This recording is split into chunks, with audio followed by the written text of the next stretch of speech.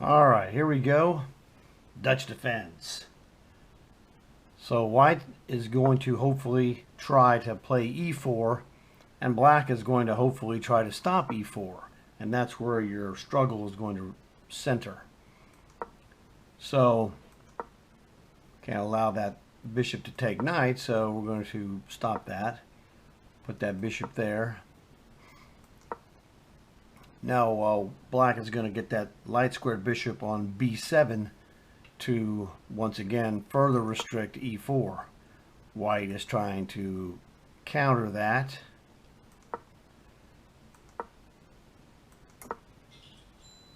So everything is good there. d6 is so that black can get his knight from b8 to d7 and complete the development. Getting the stuff taken care of. Now, rook to c1 I think is not the greatest move.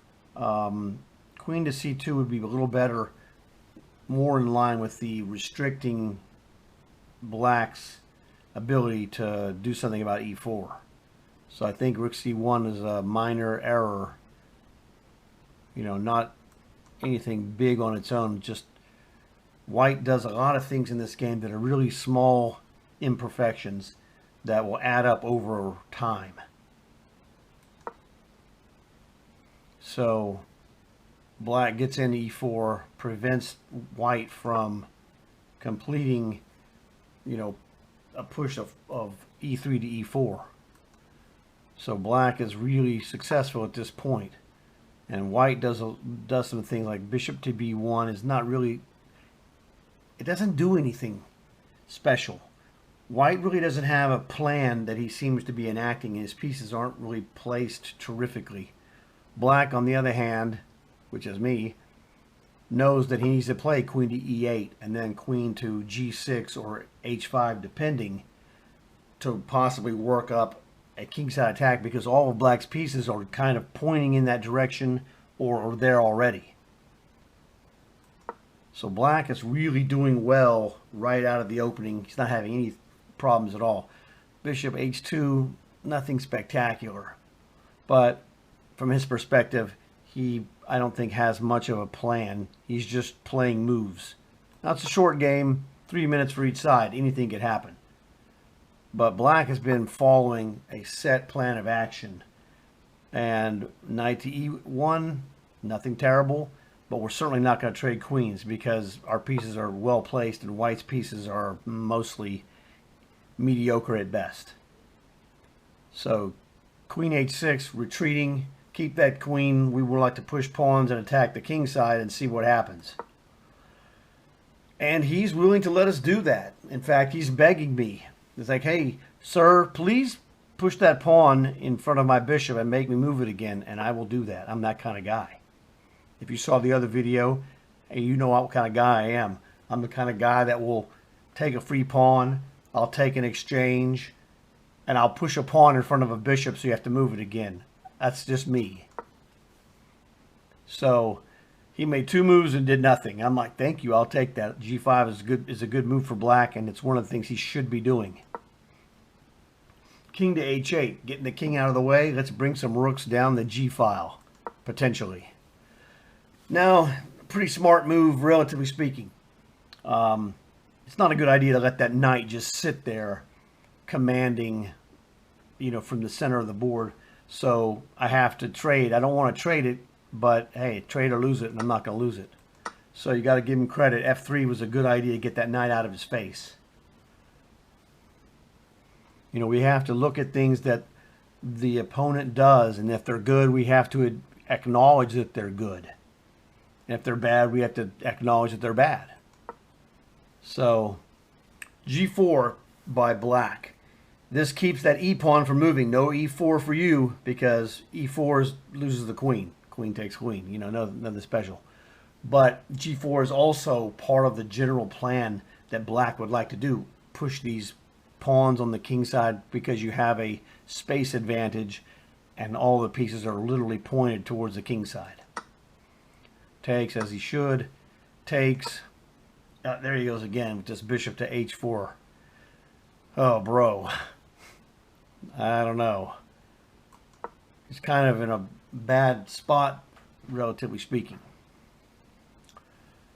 You really needs to get his stuff straightened up. He probably should play king to h2 so that, you know, he can get his king off of that g file and then swing his rooks and queen over there to the g file to contest what's going on. But he's made some minor, just like second best moves. Second best move, eventually it can cost you. You know, h4, it's not too great, but, you know, black is like, hey, king's out of attack. All these locked in position helps the knight move around. You know, he should probably play g3 right now and just try to solidify his king side. I mean, although he's going to kind of run into, if he did that, he'd run into e5. So e5 would be a real pain for him. This is what happens when you make those second best moves.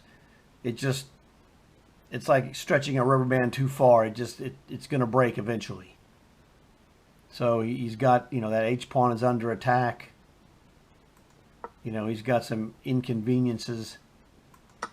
So knight d3, not bad, but you know, if you saw my other video, I'm the kind of guy that's going to take that free pawn, just like I'm the kind of guy that pushed that pawn in front of his bishop.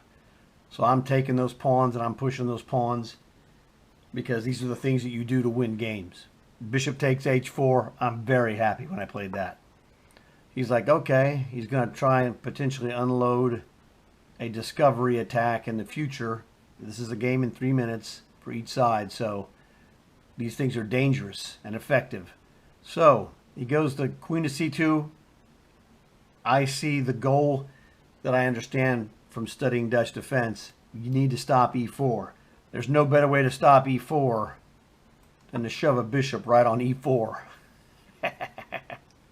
So now he's like, oh, dude, I can't even do my discovery because now that bishop is staring down the, you know, down the barrel of the queen. The knight moves, goodbye queen. He's like, argh. So that didn't work out for him. He's like, curses. So I thought a little while before, you know, 20 seconds, 15 seconds, whatever it was, before I played this move. I thought it would be best for me to put something on g3, and then after an exchange. Now, if I put bishop on g3, he doesn't have to take it.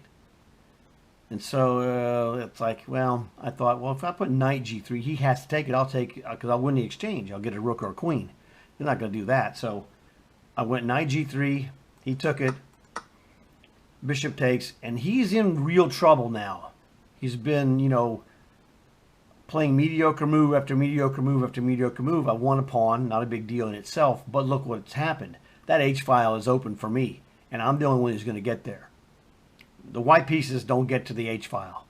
There's nothing they can do. He is in really bad position at this point.